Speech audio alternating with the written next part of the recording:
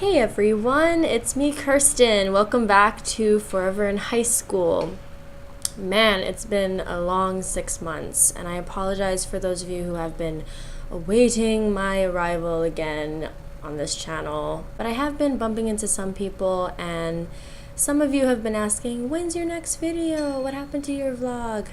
And to be honest, that's part of the reason why I'm doing this vlog today. So what happened, you asked? Teaching happened.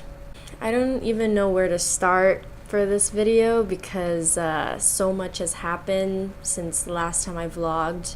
I think the last time I vlogged was August, and it is now the second to the last day of January. So yeah, it's been a long time. I apologize. I guess I'll divide this into parts.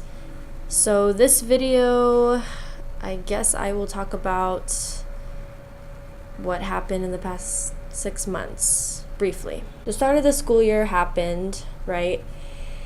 And I just remember going into my classrooms, because I am a floater, I must remind you of that. Going into my classrooms, very excited, a little bit nervous because I was finally a full-time teacher on my own.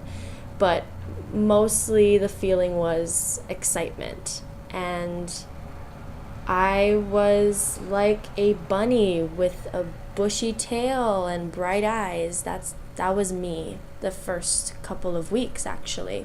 And I felt pretty confident. I felt like I had pretty good classes. Like I had a great group of kids for each class. That's how I felt the first couple of weeks. And then I don't know when it started happening, but there was a point when I must have lost track with the kids. Now let me explain this. When you're a teacher, you have to be stern. You have to have clear consequences. You have to have high expectations that are clear. So I thought my expectations were high. It was the same expectations that I had set during student teaching, and they seemed to work. So I thought it worked during student teaching, it would work now. For my first period and for my last period, it seemed to work fine.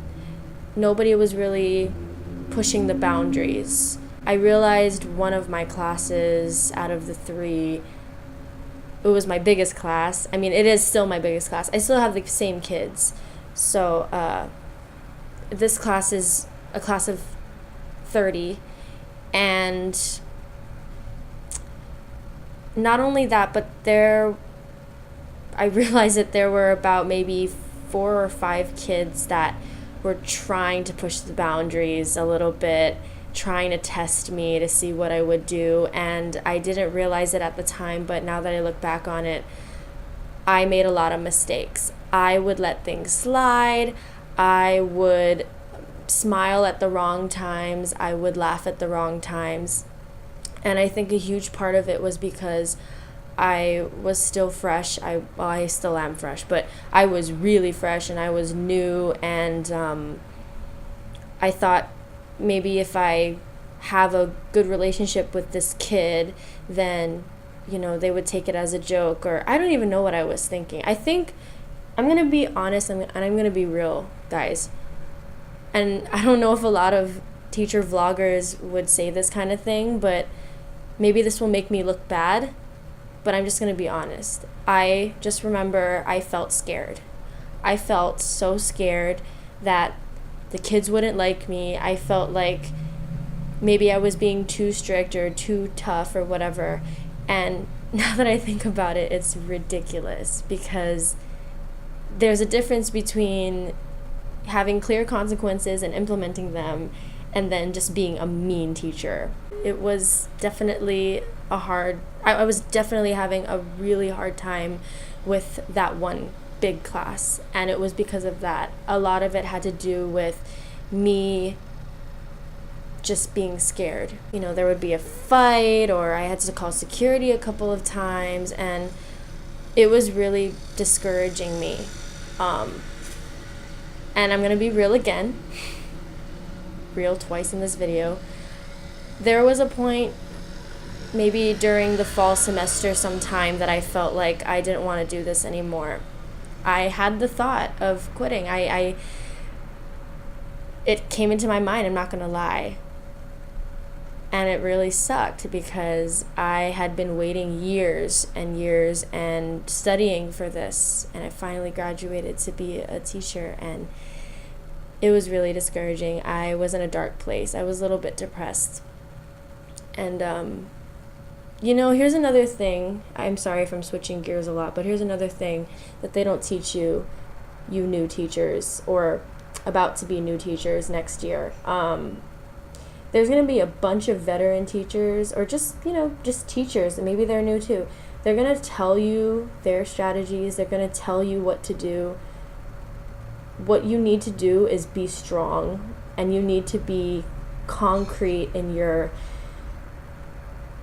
teaching style and in your ethics, and you just have to take what they say with a grain of salt, because that's what really screwed me up too in my mind, was listening to a bunch of these teachers telling me, oh, you should do this, or you shouldn't have done that, and that hurt my soul even more. So you just gotta really know who you are, and really just think about what's best for the kids, not about if they like you or not. It's about how can you make them into better people. And if they hate you for that moment, then so be it. But I had to learn that the hard way, and I feel really emotional right now because, sorry, I just feel emotional because I'm just thinking about how it was the past couple of months, and how I feel like I've changed so much because of some horrible experiences that I've had. And I'm telling you guys right now, just because I feel a little emotional and I'm tearing up a little bit, it doesn't mean that I hate teaching and I want to quit. No, I mean, at this point I feel even more confident, and I feel even I have this like fire in me now that I never thought I had 6 months ago, and it's because of these experiences with this one class. And I'm telling you guys right now, I mean, I just implemented clearer consequences and expectations since only maybe a month and a half, and I've already seen so much progress. So I'm hopeful.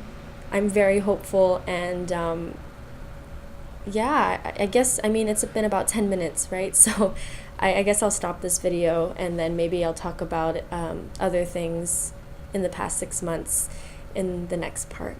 But you guys have a great night or day wherever you are. See you guys later. Bye.